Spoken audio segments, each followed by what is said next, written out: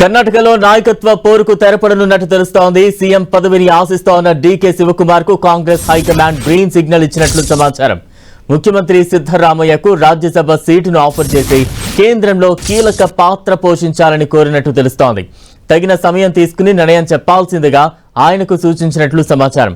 దీంతో సిద్ధరామయ్య గురువారం ముందు సహచర మంత్రులకు అల్పాహారం విందు ఇచ్చి అనంతరం బెంగళూరులోని లోక్ భవన్ కు వెళ్లి గవర్నర్ కు రాజీనామా పత్రం సమర్పిస్తారని పార్టీ వర్గాల ద్వారా తెలిసింది.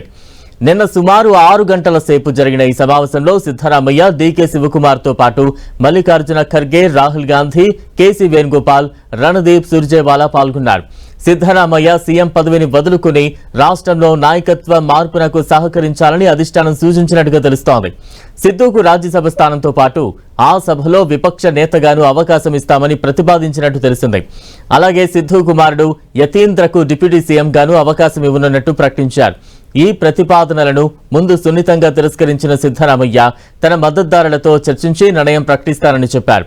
ఇక ఖర్గే రాజ్యసభ సభ్యత్వం త్వరలో ముగుస్తుండటంతో ఆయన స్థానాన్ని సిద్ధుతో భర్తీ చేయాలని ఏఐసీసీ భావిస్తోంది.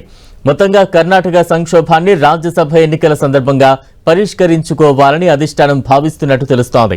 కర్ణాటకలో జరిగిన 2023 అసెంబ్లీ ఎన్నికల్లో కాంగ్రెస్ ఘన విజయం సాధించింది. సీఎం పదవిని సిద్ధరామయ్య చేపట్టారు. అయితే డీకే శివకుమార్ తో 2.5 ఏళ్లు చొప్పున పదవీ కాలం పంచుకునేందుకు అప్పట్లో నిర్ణయం జరిగిందని ఆయన వర్గం చెబుతోంది. ఈ వాదనను సిద్ధరామయ్య తోసిపుచ్చారు. 5 ఏళ్లు తానే సీఎంగా ఉంటారని, అయితే అధిష్టాన నిర్ణయమే శిరోధార్యమని తరచూ చెబుతూ ఉండేవారు. సిద్ధరామయ్య ప్రభుత్వం ఇటీవల 3 ఏళ్లు పూర్తి చేసుకున్న నేపథ్యంలో మరోసారి నాయకత్వ సమస్య తెరపైకి వచ్చింది. పార్టీ అధిష్టానం సిద్ధరామయ్య, డీకేలను న్యూఢిల్లీకి పిలవడంతో ఎట్టకేలకు సమస్య కొలిక్కి వచ్చినట్టు తెలుస్తోంది.